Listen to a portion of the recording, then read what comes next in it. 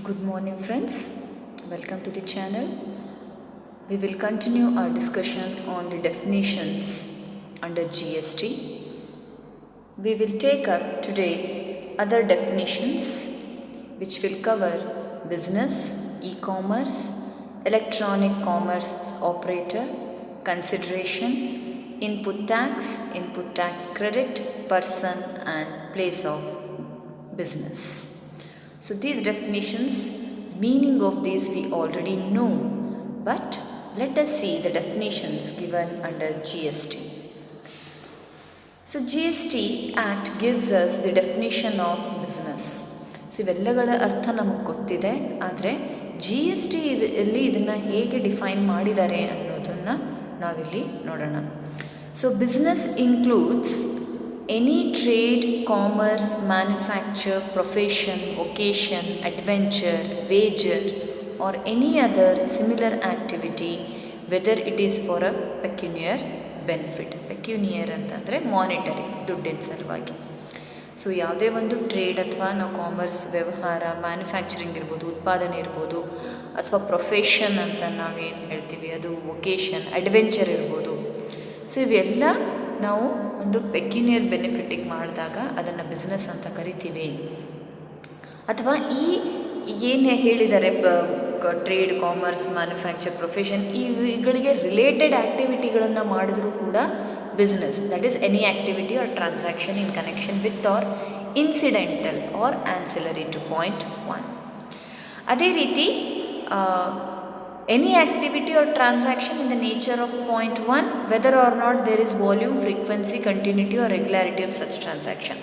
So ಇಲ್ಲಿ ಅದಕ್ಕೆ related ಈ ಮೇಲ್ಗಡೆ ಏನು ಹೇಳಿದ್ದಿದೆ ಅದಕ್ಕೆ ರಿಲೇಟೆಡ್ ಕೆಲವೊಂದು ಆ್ಯಕ್ಟಿವಿಟೀಸ್, ಟ್ರಾನ್ಸಾಕ್ಷನ್ ಮಾಡಿದ್ರೂ ಕೂಡ ಅದು ಬಿಸ್ನೆಸ್ ಅಂತಲೇ ಕನ್ಸಿಡರ್ ಆಗುತ್ತೆ.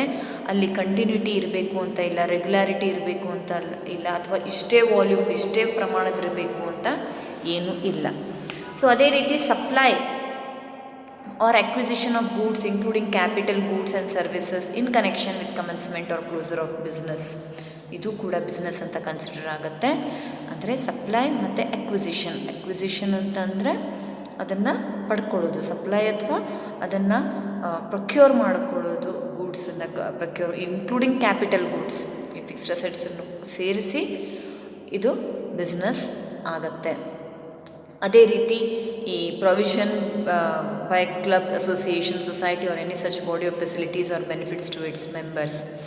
ಸೊ ಈ ಕ್ಲಬ್ ಅಥವಾ ಅಸೋಸಿಯೇಷನ್, ಸೊಸೈಟಿ ಅಂತ ಏನು ಮಾಡ್ತಾರೆ ಅದು ಕೂಡ ಬಿಸ್ನೆಸ್ ಅಂತ ಕನ್ಸಿಡರ್ ಆಗುತ್ತೆ. Admission for a consideration of persons to any premises, ಅದು ಬಿಸ್ನೆಸ್ ಆಗುತ್ತೆ. ಅಂದರೆ ಈಗ ನಾವೆಲ್ಲೋ ಒಂದು ಹೋಗ್ತೀವಿ, ಅಲ್ಲಿ ಎಂಟ್ರಿ ಫೀ ಅಂತ ಎಲ್ಲ ಕೊಡ್ತೀವಿ ನಾವು. ಸೊ ಅಂಥದ್ದು ಅದು ಕೂಡ ಬಿಸ್ನೆಸ್ ಅಂತ ಕನ್ಸಿಡರ್ ಆಗುತ್ತೆ. ಈ ಮ್ಯೂಸಿಯಮ್ಗಳಿಗೆ ಹೋಗಬೇಕು ಅಂತಂದ್ರೂ ಎಂಟ್ರಿ ಫೀ ಕೊಡ್ತೀವಿ. So that is also a business. And services supplied by a person as the holder of an office which has been accepted by him in the course or furtherance of his trade, profession or vocation. ಒಂದು trade ಅಥವಾ ಪ್ರೊಫೆಷನಲ್ಲಿ ಇದ್ದ ಮೇಲೆ ಅವನಿಗೊಂದು ಒಂದು ಸ್ಥಾನನ ಕೊಡ್ತಾರೆ. ಆ ಸ್ಥಾನದಲ್ಲಿ ಇದ್ದು ಅವನು ಏನೇನು ಸರ್ವಿಸಸ್ಗಳನ್ನು ಮಾಡ್ತಾನೆ ಅದಕ್ಕೂ ಕೂಡ ಅದನ್ನು ಬಿಸ್ನೆಸ್ಸಲ್ಲೇ ಅಂತಲೇ ಕವರ್ ಆಗುತ್ತೆ. So suppose if you are a famous businessman, so ನಿಮ್ಮನ್ನು ಎಲ್ಲೋ ಒಂದು ಗ್ರೂಪಿಗೆ ಪ್ರೆಸಿಡೆಂಟು, ಚೇರ್ಮನ್ ಮಾಡಿದ್ರು ಅಂತ ಅಂದ್ಕೊಳ್ಳಿ, ಅಲ್ಲಿ ನೀವೇನೇನು ಸರ್ವಿಸಸ್ ಕೊಡ್ತೀರಿ. So that will also if ಆದರೆ ನಿಮ್ಗೆ ಅದರಿಂದ ಬೆನಿಫಿಟ್ ಆಗಿರಬೇಕು, ಪೆಕ್ಯುನಿಯರಿ ಬೆನಿಫಿಟ್ ಆಗಿರಬೇಕು. So then it becomes again it is included in business. Then we have services offered by a race club by way of totalizator or a license to bookmaker in such club. So ಈ club, race ಕ್ಲಬ್ಗಳಿರುತ್ತೆ, horse race club. So ಇಂಥ ಕ್ಲಬ್ಬಲ್ಲೂ ಏನು ಸರ್ವಿಸಸನ್ನು ಕೊಡ್ತಾರೆ, licence ಕೊಡೋದಿರ್ಬೋದು ಅಥವಾ book maker ಇದನ್ನೆಲ್ಲ ಅಲ್ಲಿ ರೇಸಿ ಹಚ್ಚುವಾಗ ಅವ್ರ ದುಡ್ಡೆಲ್ಲ ಹಚ್ಚೋದು, ಬೆಟ್ಟರಲ್ಲಿ ಇವೆಲ್ಲ ಮಾಡ್ತಾರಲ್ಲ ಅದನ್ನು ಕೂಡ, ಆ ಸರ್ವಿಸಸನ್ನು ಕೂಡ ನಾವು ಬಿಸ್ನೆಸ್ ಅಂತ ಕನ್ಸಿಡರ್ ಮಾಡ್ತೀವಿ. Then any activity or transaction undertaken by the central government, state government or any local authority in which they are engaged as public authorities. So government public ಅಥಾರಿಟಿಯಾಗಿ ಎಂಗೇಜ್ ಅದರ ಒಂದು ಆ್ಯಕ್ಟಿವಿಟಿಯಲ್ಲಿ, ಟ್ರಾನ್ಸಾಕ್ಷನಲ್ಲಿ ಎಂಗೇಜ್ ಆದರೂ ಕೂಡ ಅದನ್ನು ಕೂಡ ನಾವು ಬಿಸ್ನೆಸ್ ಅಂತ ಇಲ್ಲಿ ಕನ್ಸಿಡರ್ ಮಾಡ್ತೀವಿ. ಸೊ ಇನ್ ಜನರಲ್ ನಾವು ಹೇಳಬೇಕು ಅಂತಂದರೆ the first point is very important, ಮಿಕ್ಕಿದೆಲ್ಲ ಅದಕ್ಕೆ ಅಸೋಸಿಯೇಟೆಡ್ ಇದೆ. ಸೊ ಯಾವುದೇ ಒಂದು ಟ್ರೇಡ್, ಕಾಮರ್ಸ್, ಪ್ರೊಫೆಷನ್ ಎಂಗೇಜ್ ಆಗಿದಾಗ ಅಥವಾ ಅದಕ್ಕೆ ರಿಲೇಟೆಡ್ ಸಂಬಂಧಪಟ್ಟಿರುವಂಥ ಆ್ಯಕ್ಟಿವಿಟೀಸ್, ಟ್ರಾನ್ಸಾಕ್ಷನ್ಸ್ಗೆ ಎಂಗೇಜ್ ಆದಾಗ ಅದನ್ನು ಬಿಸ್ನೆಸ್ ಅಂತ ಕನ್ಸಿಡರ್ ಮಾಡ್ತೀವಿ. ಸೊ ಅದು ಗೂಡ್ಸ್ ಇರ್ಬೋದು, ಸರ್ವಿಸಸ್ ಇರ್ಬೋದು. ಸೊ ಫಾರ್ ಪೆಕ್ಯುನಿಯರಿ ಬೆನಿಫಿಟ್ ಅನ್ನೋದು ತುಂಬ ಇಂಪಾರ್ಟೆಂಟ್ ಆಗುತ್ತೆ. If you are doing it free, then it cannot be considered as business. Okay, so this is the definition given by GST for business. Then coming to the next one, very important, e-commerce. E-commerce ಅಂದರೆ ಏನು?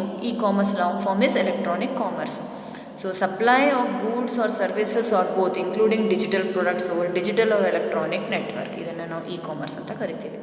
So goods ಮತ್ತು ಸರ್ವಿಸಸನ್ನು ಯಾವಾಗ ನಾವು electronic ಮೋಡಲ್ಲಿ ಮಾರೋದನ್ನು start ಮಾಡ್ತೀವಿ, purchase ಅಥವಾ supply ಮಾಡೋಕ್ಕೆ start ಮಾಡ್ತೀವಿ, it becomes e-commerce. Commerce buying and selling. E-commerce electronic means ಮುಖಾಂತರ ನಾವು ಟ್ರೇಡನ್ನು ಮಾಡಿದಾಗ it becomes commerce, e-commerce. So ಈಗಂತೂ ಸಾಕಷ್ಟು ನಾವು ಇ-ಕಾಮರ್ಸ್ ಮೇಲೆ ಆನ್ಲೈನ್ ಶಾಪಿಂಗ್ ಇವೆಲ್ಲ ಏನಂತ ಇದ್ದೀವಿ, all these are examples for e-commerce. So electronic ಮುಖಾಂತರ, ಎಲೆಕ್ಟ್ರಾನಿಕ್ ನೆಟ್ವರ್ಕ್ ಮುಖಾಂತರ ಡಿಜಿಟಲ್ ಆಗಿ ನಾವು ಯಾವಾಗ ಸಪ್ಲೈ ಗೂಡ್ಸನ್ನು ಮತ್ತು ಸರ್ವಿಸನ್ನು ಸಪ್ಲೈ ಮಾಡ್ತೀವಿ, it is considered as electronic commerce.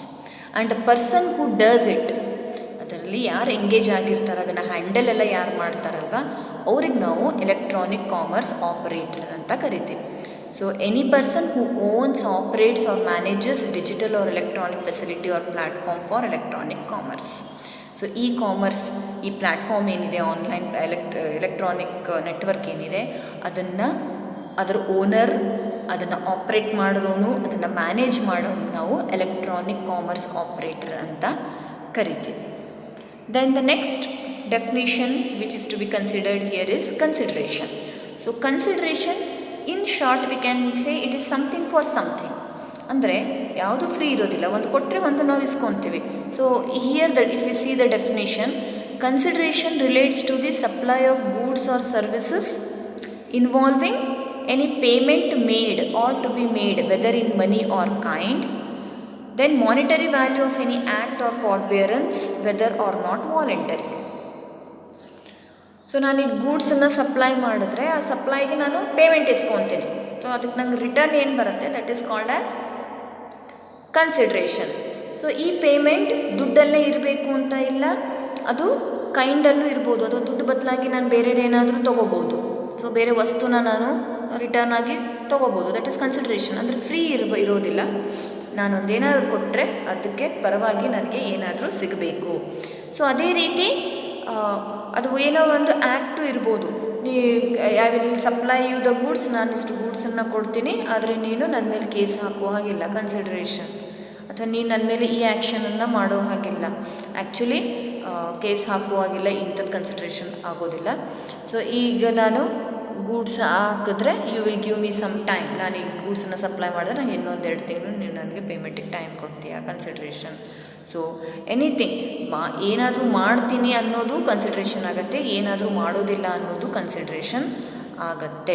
ಆದರೆ ಇಲ್ಲಿ ಅದು ವಾಲಂಟರಿ ಅಥವಾ ನಾನ್ ವಾಲಂಟರಿನೂ ಆಗಿರ್ಬೋದು, ಅಂದರೆ ಸ್ವಇಚ್ಛೆಯಿಂದನೂ ಇರ್ಬೋದು ಅಥವಾ ಮನಸ್ಸಿಲ್ಲದೇನೂ ಮಾಡಿದ್ರೂ ಅದು ಕನ್ಸಿಡ್ರೇಷನ್ ಅನ್ನೋದು ಇಲ್ಲಿ ಕನ್ಸಿಡರ್ ಆಗುತ್ತೆ. ಸೊ ಜಸ್ಟ್ ರಿಮೆಂಬರ್, ಕನ್ಸಿಡ್ರೇಷನ್ ಅಂತಂದರೆ ನಾವು ಏನು ಗೂಡ್ಸ್ ಸಪ್ಲೈ ಮಾಡ್ತೀವಿ ಅದಕ್ಕೆ ಪರವಾಗಿ ನಮಗೆ ಸಿಗುವಂಥದ್ದು, ಅದು ದುಡ್ಡೇ ಇರ್ಬೋದು ಅಥವಾ ಬೇರೆ ವಸ್ತು ಇರ್ಬೋದು ಅಥವಾ ಮಾತು ಕೊಡೋದು ಇರ್ಬೋದು. ಅಂದರೆ ನಾನು ಈ ಥರ ಮಾಡಲ್ಲ ಅಥವಾ ಈ ಥರ ಮಾಡ್ತೀನಿ ಅನ್ನೋದು ಇರ್ಬೋದು, ಆ್ಯಕ್ಟನ್ನು ಮಾಡಲಾರ್ದಾಗೆ ತಡೆಯುವಂಥದ್ದು ಇರ್ಬೋದು. That is considered as consideration. So ಪ್ರತಿಯೊಂದು ಸಪ್ಲೈಗೆ ಕನ್ಸಿಡ್ರೇಷನ್ ಇರಲೇಬೇಕು, ಫ್ರೀ ಸಪ್ಲೈ ಆಗಿರಬಾರ್ದು ಅನ್ನೋದು ಇಲ್ಲಿ. Then next important one here is input tax. Input tax ಅಂದರೆ ಏನು? So input tax in relation to a registered person means the central tax, say state tax, integrated tax or union territory tax charged on any supply of goods and services or both made to him. So ಒಂದು ವಸ್ತು manufacture ಆಗಬೇಕು ಅಂತಂದರೆ ಅದಕ್ಕೆ ರಾ ಮೆಟೀರಿಯಲ್ಸ್ಗಳು ಬೇಕಾಗುತ್ತೆ. So ನಾವು ರಾ ಮೆಟೀರಿಯಲ್ಸನ್ನು purchase ಮಾಡಿದಾಗೂ ಕೂಡ ಟ್ಯಾಕ್ಸನ್ನು ಕಟ್ಟಿರ್ತೀವಿ. ಆ tax central tax ಆಗಿರ್ಬೋದು, ಅಂದರೆ CGST ಆಗಿರ್ಬೋದು, SGST ಆಗಿರ್ಬೋದು, ಅಥವಾ UTGST ಆಗಿರ್ಬೋದು, ಅಥವಾ IGST ಆಗಿರ್ಬೋದು. ಸೊ ನಾವು ಗೂಡ್ಸನ್ನ ರೆಡಿ ಮಾಡೋದಕ್ಕೆ ನಮಗೆ ಇನ್ಪುಟ್ಸ್ ಬೇಕು, ಅಂದರೆ ರಾ ಮೆಟೀರಿಯಲ್ಸ್ ಬೇಕು. ಅದ್ರ ಮೇಲೆ ನಾವೇನು ಟ್ಯಾಕ್ಸ್ ಕಟ್ಟಿರ್ತೀವಲ್ಲ, that is called as input tax. ಯಾಕಂದರೆ ರಾ ಮೆಟೀರಿಯಲ್ಸ್ ನಮಗೆ ಬರ್ತಾ ಇದೆ, they are coming into the business. So ಅದಕ್ಕೆ ನಾವು ಇನ್ಪುಟ್ ಟ್ಯಾಕ್ಸ್ ಅಂತ ಕರಿತೀವಿ. ಒನ್ಸ್ ಗೂಡ್ಸ್ ರೆಡಿ ಆಯಿತು, ಅದನ್ನು ನಾನು ಮಾರ್ತಾ ಇದ್ದೀನಿ ಅಂದಾಗ ಅವಾಗ ಬರೋದು ಔಟ್ಪುಟ್ ಟ್ಯಾಕ್ಸ್, ಯಾಕಂದರೆ ಗೂಡ್ಸ್ ಈಗ ಹೊರಗಡೆ ಹೋಗ್ತಾ ಇದೆ. Okay, so input tax is the tax paid on the inputs ಅಥವಾ ರಾ ಮೆಟೀರಿಯಲ್ಸ್ ಅಂತ ಅಂದ್ಕೊಳ್ಳಿ. ಓಕೆ, ದೆನ್ ಈ ಇನ್ಪುಟ್ ಟ್ಯಾಕ್ಸ್ ರಿಲೇಟೆಡ್ ಆಗಿಯೇ ಇನ್ನೊಂದು ಟರ್ಮ್ ಏನಿದೆ, input tax credit. So input tax credit ಅಂತಂದರೆ, ಈಗ ನಾನು ಜಸ್ಟ್ ಹೇಳ್ದಾಗೆ ಇನ್ಪುಟ್ ಟ್ಯಾಕ್ಸ್ ಅಂತಂದರೆ ನಾವು ರಾ ಮೆಟೀರಿಯಲ್ಸನ್ನು ಪರ್ಚೇಸ್ ಮಾಡುವಾಗ ಏನು ಟ್ಯಾಕ್ಸನ್ನು ಕಟ್ಟಿರ್ತೀವಿ, that is considered as input tax. ಆ ರಾ ಮೆಟೀರಿಯಲ್ಸನ್ನು ತೊಗೊಂಡು ನಾನು ಗೂಡ್ಸನ್ನು ರೆಡಿ ಮಾಡಿ ಅದು ಸೇಲಿಗೆ ರೆಡಿಯಾಗಿದೆ. ಈಗ ಅದನ್ನು ಸೇಲ್ ಮಾಡುವಾಗ ನಾನು ಮತ್ತೆ ಟ್ಯಾಕ್ಸನ್ನು ಕಟ್ಟಬೇಕಾಗತ್ತೆ, that is called as output tax. ಆದರೆ ಆಲ್ರೆಡಿ ನಾನು ಇನ್ಪುಟ್ ಟ್ಯಾಕ್ಸ್ ಒಂದಿಷ್ಟು ಕಟ್ಟಿರ್ತೀನಿ. ಸಪೋಸ್ ಇನ್ಪುಟ್ ಟ್ಯಾಕ್ಸ್ ನಾನು ಕಟ್ಟಿದ್ದು 20 ರೂಪೀಸ್ ಅಂತ ಅಂದ್ಕೊಳ್ಳಿ, ಔಟ್ಪುಟ್ ಟ್ಯಾಕ್ಸ್ 100 ರೂಪೀಸ್ ಕಟ್ಟೋದಿದೆ ಅಂತ ಅಂದ್ಕೊಳ್ಳಿ. ಈಗ ಈ 100 ರೂಪೀಸ್ ಕಟ್ಟೋಕ್ಕಿಂತ ಮುಂಚೆ ನಾನು ಇನ್ಪುಟ್ ಟ್ಯಾಕ್ಸ್ ಏನು ಕಟ್ಟಿದ್ದೀನಿ ಅದನ್ನು ನಾನು ಡಿಡಕ್ಟ್ ಮಾಡಿಕೊಂಡು 100 - 20 ಮಾಡಿಕೊಂಡು 80 ರೂಪೀಸನ್ನು ಅಷ್ಟೇ ಪೇ ಮಾಡ್ತೀನಿ. ಈ 20 ರೂಪೀಸ್ ಏನು ಡಿಡಕ್ಷನ್ ಅಂತ ನಾನು ಮಾಡ್ತೀನಲ್ಲ, that is called as input tax credit. Input tax already ಕಟ್ಟಿದ್ದೀನಿ, ಅದರದ್ದು ಬೆನಿಫಿಟ್ ನನಗೆ ಕೊಡಿ. So that is 20 rupees is the benefit which I am deducting from the output tax. So output tax minus input tax will be my net tax payable. ಆ deduction ಮಾಡೋದೇನಿದೆ that is called as input tax credit. So I will just tell you an example. So ನೋಡಿ, ಇಲ್ಲಿ we are having tax on sales. So ಈ sales ಏನು ಮಾಡ್ತೀನಿ ಅದನ್ನು ನಾನು ಅದ್ರ ಮೇಲೆ GST ಕಟ್ಟೋದಿದೆ. ಈಗ ಔಟ್ಪುಟ್ GST ಅದು. ಆದರೆ ಈ ಸೇಲ್ಸ್ ಮಾಡೋದಕ್ಕೆ ನಾನು ಗೂಡ್ಸನ್ನು ರೆಡಿ ಮಾಡಿದ್ದೀನಿ. ಈ ಗೂಡ್ಸ್ ರೆಡಿ ಮಾಡೋದಕ್ಕೆ ನಾನು ಏನೇನು ಮಾಡಿದ್ದೀನಿ, ರಾ ಮೆಟೀರಿಯಲ್ಸ್ ಪರ್ಚೇಸ್ ಮಾಡಿದ್ದೀನಿ, ಎಕ್ಸ್ಪೆನ್ಸಸ್ಸನ್ನು ಕೆಲವೊಂದು ಖರ್ಚುಗಳನ್ನು ಮಾಡಿದ್ದೀನಿ, ಅದರ ಮೇಲೂ ಟ್ಯಾಕ್ಸ್ ಕಟ್ಟಿದ್ದೀನಿ. ಮಷೀನ್ ಮೇಲೆ ಮಷೀನ್ ಬೇಕಾಗಿತ್ತು, ಮಷೀನ್ ಪರ್ಚೇಸ್ ಮಾಡಿದ್ದೀನಿ, ಮಷೀನ್ ಮೇಲೂ ಕೂಡ ನಾನು ಟ್ಯಾಕ್ಸನ್ನು ಕಟ್ಟಿದ್ದೀನಿ. ಈ ಮೂರು ಸೇರಿ ಏನಾಗುತ್ತೆ ನನಗೆ, they are called as input tax. ಈಗ ಇಷ್ಟೆಲ್ಲ ಟ್ಯಾಕ್ಸ್ ಕಟ್ಟಿ ನಾನು ಗೂಡ್ಸನ್ನು ರೆಡಿ ಮಾಡಿದ್ದೀನಿ. ಈಗ ನೀವು ಔಟ್ಪುಟ್ ಟ್ಯಾಕ್ಸ್ ಕಟ್ಟೋದಿದೆ ನಾನು. ಸೊ ನಾನು ಔಟ್ಪುಟ್ ಟ್ಯಾಕ್ಸ್ ಕಟ್ಟುವಾಗ ಏನು ಮಾಡ್ತೀನಿ, ಈ ಔಟ್ಪುಟ್ ಟ್ಯಾಕ್ಸಲ್ಲಿ ಈ ಮೂರರ ಮೇಲೆ ನಾನು ಏನು ಟ್ಯಾಕ್ಸ್ ಕಟ್ಟಿದ್ದೀನಲ್ಲ ಅದನ್ನು ಲೆಸ್ ಮಾಡ್ತೀನಿ. Okay, so I am deducting output tax minus input tax. ಈ ಥರ ಡಿಡಕ್ಟ್ ಮಾಡಿದಾಗ ನಾವು ಅದಕ್ಕೆ ಏನಂತ ಕರಿತೀವಿ, we call it as input tax credit. So my net GST payable is output tax minus input tax. So ಈ ರೀತಿ ಮಾಡೋದಕ್ಕೆ ಈ ಬೆನಿಫಿಟನ್ನು ನಾನೇನು ಕ್ಲೇಮ್ ಮಾಡ್ತೀನಿ, ಡಿಡಕ್ಷನಿಗೆ ಏನಂತಾರೆ, ಇನ್ಪುಟ್ ಟ್ಯಾಕ್ಸ್ ಕ್ರೆಡಿಟ್ ಅಂತ ಕರೀತಾರೆ. ಓಕೆ, ನಾನು ಬ್ಯಾಲೆನ್ಸನ್ನು ಅಷ್ಟೇ ಕೊಡೋದಾಗತ್ತೆ. So this is about input tax credit. Now let us take the next definition here, person. So person ಡೆಫಿನಿಷನನ್ನು ನಾವು ತುಂಬ ಸಬ್ಜೆಕ್ಟ್ಸ್ಗಳಲ್ಲಿ we have come across. So person is an inclusive definition. ಯಾರ್ಯಾರು ಅನ್ನೋದು ಲಿಸ್ಟೇ ಕೊಟ್ಬಿಟ್ಟಿದ್ದಾರೆ.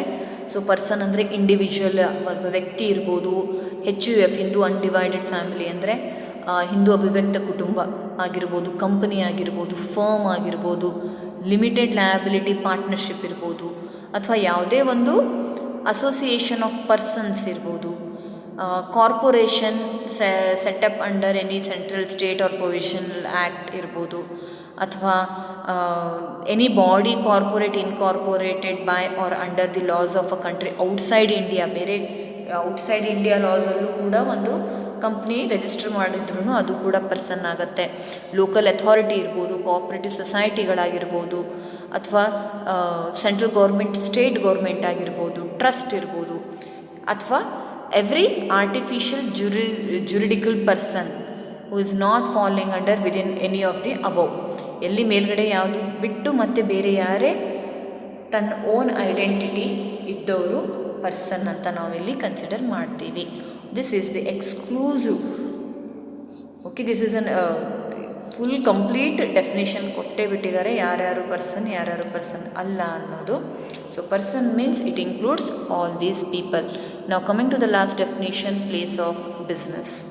So place of business ಅಂದರೆ ಏನು G S ಟಿಯಲ್ಲಿ ಅಂತ ನೋಡಬೇಕು ಅಂದರೆ, a place from where the business is ordinarily carried on, including a warehouse, a godown, or any other place where a taxable person stores his goods or provides or receives goods and or services. So business place, ವ್ಯವಹಾರದ ಜಾಗ ಯಾವುದು ಅಂತ ಅಂದಾಗ, ಎಲ್ಲಿಂದ ಒಬ್ಬ ವ್ಯಕ್ತಿ ತನ್ನ ವ್ಯವಹಾರನ ಮಾಡ್ತಾನೆ, ಬಿಸ್ನೆಸ್ಸನ್ನು ಯೂಶ್ವಲಿ ಆಪ್ರೇಟ್ ಮಾಡ್ತಾನೆ. ಅದು ಒಂದು ಗೋಡೌನ್ ಆಗಿರ್ಬೋದು, ವೇರ್ಹೌಸ್ ಆಗಿರ್ಬೋದು, ಅಥವಾ ಯಾವುದೇ ಒಂದು ಜಾಗ ಆಗಿರ್ಬೋದು, ಎಲ್ಲಿ ಅವನು ತನ್ನ ಗೂಡ್ಸನ್ನು ಸ್ಟೋರ್ ಮಾಡ್ತಾನೆ ಅಥವಾ ಗೂಡ್ಸ್ಗಳನ್ನು ರಿಸೀವ್ ಮಾಡ್ಕೊಂಡಿಡ್ತಾನೆ, ಅದಕ್ಕೆ ನಾವು ಪ್ಲೇಸ್ ಆಫ್ ಬಿಸ್ನೆಸ್ ಅಂತ ಕರಿಬೋದು.